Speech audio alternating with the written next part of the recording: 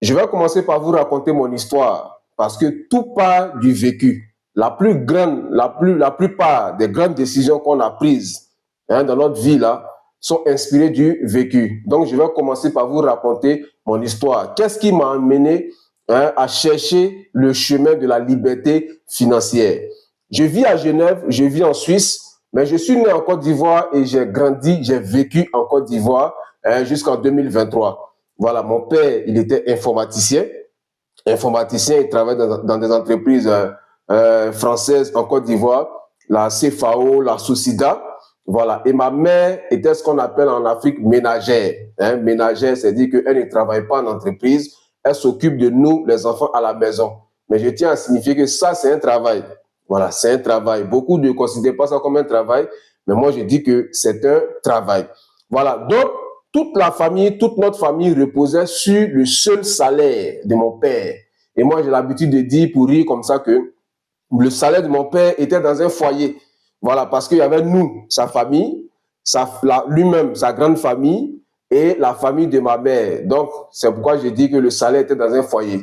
Il devait répondre aux besoins de nous et de toutes ses connaissances. Voilà, du 25 au 5, c'était les visites. On lui rend visite, il doit donner de l'argent aux gens. On doit l'appeler chaque fin de mois pour dire qu'il y a quelqu'un qui est malade. On va toujours lui demander de l'argent. Donc, ce qui faisait qu'on vivait une vie de limitation.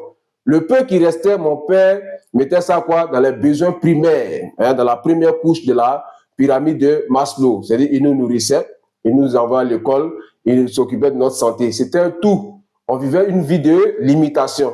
Les cadeaux de Noël, on n'a pas connu, on n'était pas concerné par la Noël.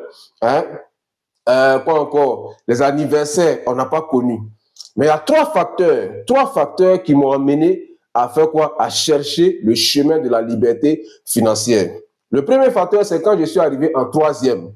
Nous, on a le système français. Quand je suis arrivé en troisième, je devais passer le BPC. Voilà. Et la rentrée scolaire a coïncidé avec le décès de l'une de mes tantes maternelles. Et donc, c'est chez nous que les funérailles se faisaient. Donc, les gens venaient tout le temps, il fallait nourrir des gens, tout ça. Et moi, je vais voir mon père, je lui dis, donne-moi l'argent, je vais aller m'inscrire. Il me dit, il faut attendre. Je dis, pardon, moi, ça ne sonne pas bien dans ma tête parce que mon père a toujours l'argent. Il me dit, il faut attendre. Et c'est 2 à 3 semaines après qu'il m'a donné l'argent pour aller m'inscrire. J'ai compris là que on vivait quoi? On vivait seulement selon ce seul salaire-là. Et si quand il finissait, il fallait attendre encore la fin du mois. Deuxième facteur, je me promenais un jour dans la maison, je fouillais, et j'ai découvert des reçus de loyer impayés, des reçus d'arriérés de loyer payés à moitié. J'ai tiqué parce que chaque matin, mon père se lève pour aller au travail.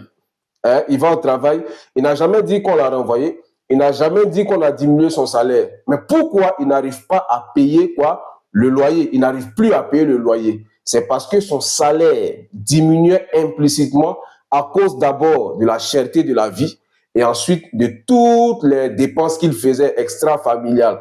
Est-ce que vous voyez? Donc ça aussi, ça a commencé à me travailler l'esprit.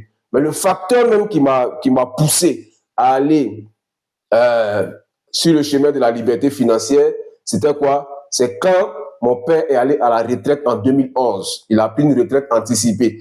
Il dit que les gens se sont foutus de lui au travail, donc lui ne va plus au travail. Il a démissionné. Quand il a démissionné, alors que toute la famille reposait sur son seul salaire, tout s'est écoulé comme un château de cartes. Est-ce que vous voyez? On passe de tout à zéro. Comme un château de cartes, on a connu toutes sortes de difficultés, toutes sortes d'humiliations. La faim, comment on appelle ça, les avis d'expulsion. Si tu ne payes pas le loyer, on va te faire sortir de la maison. Et plein d'autres difficultés et humiliations comme ça. Quand j'ai vu ça, j'ai dit, moi, je ne vais pas emprunter ce même chemin. Parce que Einstein a dit, il dit, la vraie folie, c'est de quoi? Faire la même chose chaque jour et espérer un changement. J'ai vu mon père aller au travail sur ce chemin-là. Donc, moi, je ne devais pas emprunter ce chemin. Sinon, mon sort allait être le même. Et donc, qu'est-ce qui s'est passé? J'ai commencé à chercher le chemin de la liberté financière. Mais pour ça, il me fallait quoi? Il me fallait déjà d'abord changer de mentalité. Et on va le voir dans la prochaine vidéo.